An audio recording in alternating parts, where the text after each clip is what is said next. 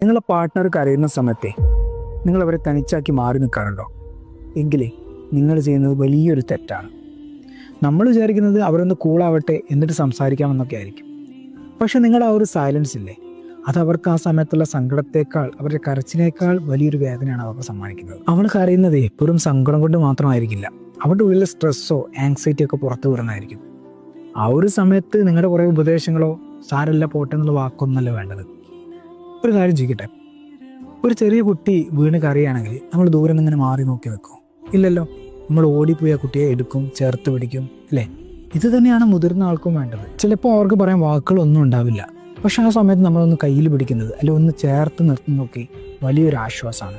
നിങ്ങളുടെ ആ ഒരു ടച്ചില്ലേ, തൗസൻഡ്സ് ഓഫ് വേർഡ്സിനേക്കാളും സ്ട്രോങ് ആണ് ആ ഒരു സമയത്ത് അവിടെ. ഇനി അഥവാ അവർ സംസാരിക്കാൻ തുടങ്ങുകയാണെങ്കിൽ ആ ഒരു സമയത്ത് അവർ ക്ഷമയോടെ കേട്ടിരിക്കുക എന്നാണ് നിങ്ങൾ ചെയ്യേണ്ടത്.